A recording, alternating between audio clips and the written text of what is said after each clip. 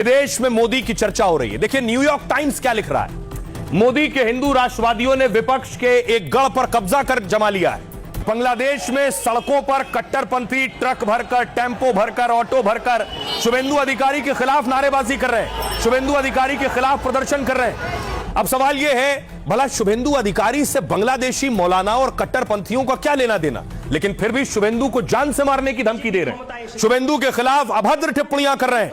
BJP पश्चिम बंगे उग्र हिंदुत्ववादी बीजेपी क्षमताয় এসেছে। এই উগ্র হিন্দুত্ববাদী দল বিজেপির নেতা কুভেন্দু, এই কুভেন্দু অধিকারী সে প্রকাশ্যে বাংলাদেশ বিরোধী বক্তব্য দিয়েছে। বলি কুভেন্দু তুমি মুসলমান হয়ে যাও। আমরা বলি বাংলাদেশে তোমরা কোনো অনুপ্রবেশে ঢুকতে পারবে না, তবে হ্যাঁ বাংলাদেশের লোক ভারত দখল করে নেবে। তোমরা অনুপ্রবেশ করবে না, আমরা প্রবেশ করব, আমরা ভারত দখল করব ইনশাআল্লাহ। মুসলমান সাঙ্গ জাতি একবার ফুঁসে উঠলে এই কুভেন্দু, এই মোদি, এদের সরকার এটাকে উৎখাত করবেই।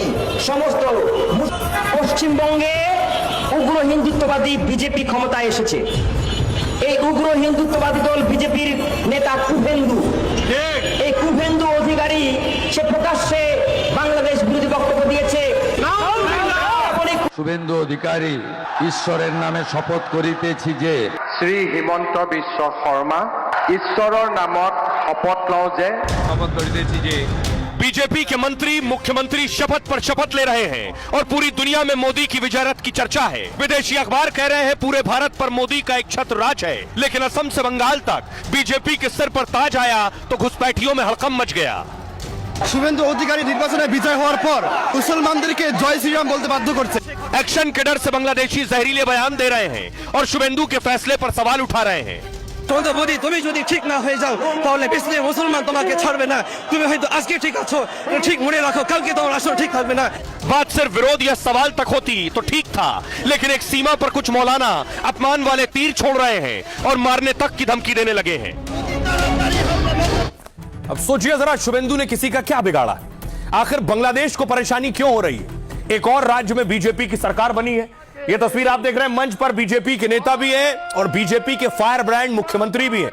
उसमें वो सारे मुख्यमंत्री हैं जिनके बहुत से आलोचक भी हैं, जिनकी निंदा करने वाले भी हैं, जिनके विरोधी भी हैं, लेकिन जिनके समर्थक भी हैं, उनसे प्यार करने वाले भी हैं, उन्हें पसंद करने वाले भी हैं। भारत माता के, भारत माता के, भारत माता के, भारत।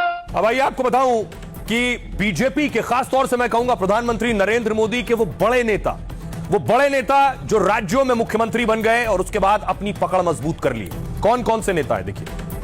सबसे पहले देखिए, इधर से शुरू करूंगा। नए सीएम शुभेंदु अधिकारी। असम में हेमंता बिस्वा शर्मा लगातार दूसरी बार सीएम बने।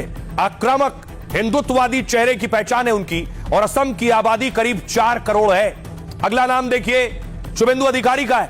पश्चिम बंगाल के मुख्यमंत्री, बीजेपी के फायर ब्रांड नेता हैं शुभेंदु अधिकारी और बंगाल में पहली बार बीजेपी की सरकार बनी है। 10 करोड़ आबादी वाला चौथा देश का बड़ा राज्य है। अगला राज्य है जहां बीजेपी की मजबूत पकड़ है, जहां योगी आदित्यनाथ सीएम है। 9 साल से यूपी के सीएम है योगी और सख्त प्रशासक और फायर ब्रांड नेता है। देश का सबसे बड़ा राज्य है जनसंख्या के लिहाज से यूपी। 25 करोड़ से ज्यादा आबादी है। 190 देशों से ज्यादा आबादी है यूपी। अगला राज्य है महाराष्ट्र। देवेंद्र फडणवीस दूसरी बार मुख्यमंत्री बने। यहां हिंदूवादी और मजबूत प्रशासनिक पकड़ है। महाराष्ट्र की आबादी है करीब 13 करोड़। यह बताने का मकसद यह है कि बीजेपी कैसे अपनी पकड़ मजबूत करती जा रही है और राज्य दर राज्य अपने पांव पसारती जा रही है। इस पर पूरे देश नहीं, पूरी दुनिया में बात हो रही है। सुनिए जरा हेमंता क्या कह रहे हैं। Assam personal politics, personal agenda और झूठ पे आजकल असमवासी विश्वास नहीं करते। परिवर्तन is the word, developmental progress is the word, and वो चप्पल फाड़ के दे have rejected all the false allegation. लोग आज भी असम के निर्वाचन के नतीजे को स्वीकार करने में उनको मुश्किल होती है, लेकिन उसके पश्चात भी कई लोग हमसे और अपेक्षा भी करते हैं और आशा भी करते हैं कि हम अपना कर्तव्य और अच्छी तरीके से निभा सकेंगे। भारतीय जनता पार्टी का नेतृत्व ने विकास और विश्वास के साथ ही काम किया है और यही कारण है कि जनता का भरोसा लगातार हमको मिल रहा है। मुसलमान की बात नहीं करेंगे, मियाँ मुसलमान की बात नहीं करेंगे, सभी लोगों को साथ लेकर के चलेंगे, सभी लोगों का हित का ख्याल रखेंगे। ये तीसरी बार जो आसाम की जनता ने हमें जो भारतीय जनता पार्टी पर विश्वास जताया, जो विकास के काम हुए और आगे होने वाले हैं, उसकी अपेक्षा निश्चित रूप से हम पूरी करेंगे। और हेमंत जी के नेतृत्व में आसाम में रोड नेटवर्क भी बहुत अच्छा बनाएंगे। आपको बताऊंगा हेमंता क्या कर रहे हैं और शुभेंदु ने क्या किया है, लेकिन उससे पहले देखिए दुनिया क्या बात कर रही है। क्या पीएम मोदी का एक छत्र राज हो रहा है? क्या दुनिया यह बात कर रही है?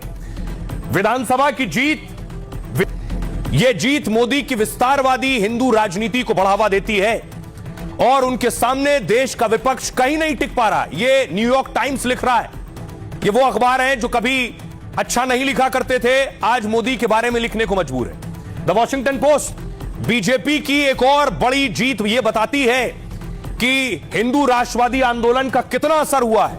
नरेंद्र मोदी ने अपने आलोचकों को फिर से मात दे दी है और भारत ऐसा देश बन गया है जहां विपक्ष के पास ताकत नहीं है। यह अंग्रेजी अखबार लिख रहे हैं। अब द गार्डियन देखिए, गार्डियन लिख रहा है नरेंद्र मोदी की बीजेपी ने पश्चिम बंगाल में पहली बार चुनाव जीता। बंगाल के नतीजों का भारत की राजनीति पर बहुत गहरा असर होगा और पहले से कमजोर हो चुके विपक्ष के मनोबल को यह और तोड़ देगा। बीबीसी क्या लिख रहा है? मोदी के राजनीतिक विस्तार के लिए बंगाल सबसे कठिन गढ़ रहा है, जिसे आखिरकार बीजेपी ने भेद दिया और पूर्वी भारत में भी पकड़ बना ली है। जर्मनी से भी ज्यादा मतदाताओं वाला बंगाल बीजेपी के लिए अहम था और नतीजे बीजेपी के वैचारिक और संगठन का प्रभुत्व दिखाते हैं।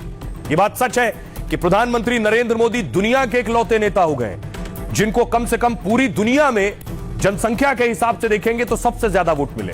सुनिए जरा क्या कुछ कह रहे हैं सियासतदान। लोगों ने प्रधानमंत्री मोदी जी पर और हमारे जनप्रिय मुख्यमंत्री हेमंत बिस्वा शर्मा जी पर जो विश्वास दिखाया है, उसके लिए मैं आसाम की जनता को प्रणाम करता हूं। सुशासन का सफल सफर है वो कोई बाई चांस नहीं है, बल्कि बाई पीपुल्स चॉइस है। लोगों की वजह, लोगों का जनादेश की वजह से जो है वो भारतीय जनता पार्टी और एनडीए कल 22 राज्यों में सरकार है। लगभग 78% जो आबादी है वहाँ पर भारतीय जनता पार्टी और एनडीए का सुशासन का ध्वज फहरा रहा है। ये जो है वो भारतीय जनता पार्टी के नेतृत्व नरेंद्र मोदी जी और जो है वो एनडीए की जो पूरी टीम है उसके परिश्रम का परिणाम है और तपस्या की ताकत। प्रधानमंत्री जी नरेंद्र मोदी जी के नेतृत्व में दिनों दिन एनडीए की भारतीय जनता पार्टी की उन्नति हो रही है।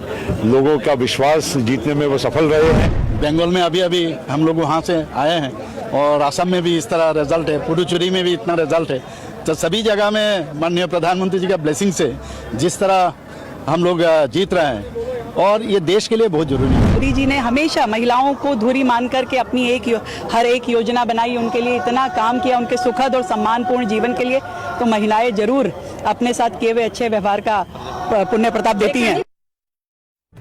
अब देखिए जरा, बात हो रही है बीजेपी के मुख्यमंत्रियों की। शुभेंदु को बांग्लादेश से धमकी मिल रही है, तो शुभेंदु आज कहां थे? शुभेंदु का काफिला आज राज्यपाल से मुलाकात करने के लिए पहुंचा था। लोक भवन पहुंचे थे शुभेंदु।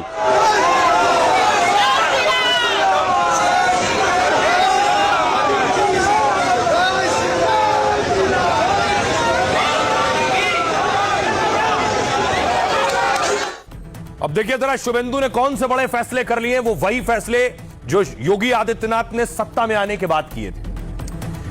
क्या है वो? सबसे पहले देखिए, ये लाउड स्पीकर बंगाल में भी उतरेंगे और आवाज भी धीमी करनी पड़ेगी। जैसे यूपी में लाउड स्पीकर और सड़क पर नमाज को लेकर सख्ती है, बंगाल के नए सीएम शुभेंदु ने भी ऐसे ही निर्देश दे दिए। कहा धार्मिक आजादी के